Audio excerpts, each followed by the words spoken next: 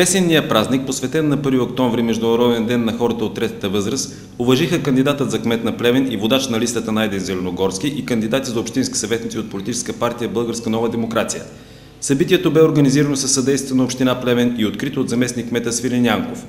Поздравлението си към участниците и присъстващите, Найден Зеленогорски благодари на хората от третата възраст за това, което са направили и правят за Плевен и България.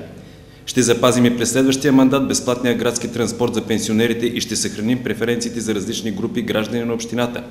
Надяваме се, че и държавата ще помисли за вас, каза в обращението си кандидатът за кмет на Плевен и водач на листата Найден Зеленогорски. Общинският съвет в Плевен и община Плевен през всички тези години гарантираше безплатен транспорт на хората в Плевен, което означава 40 лева допълнително към пенсията за всеки месец.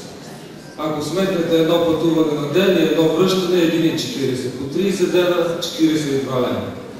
Убеден съм, че и за бъдеще община Плевен ще може да си позволи решаването на този тежък социален проблем. Искрено се надявам, че и държавните институции в България ще направят всичко възможно, за да може наистина хората в България, пенсионерите в България да получават достойни доходи. По-късно през деня започнаха традиционните срещи на кандидата за кмет и кандидатите за общински съветници в населени места в община Плевен. Първите срещи бяха в Горталово и Кашин.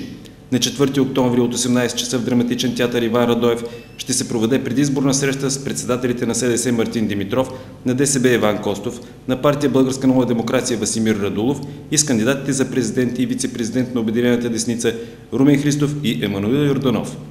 Лидерите на трите демократични партии ще бъдат в Плевен, за да обявят своята подкрепа за кандидата за кмет на Плевен Найден Зеленогорски и кандидатите за общински съветници от партия Българска нова демокрация.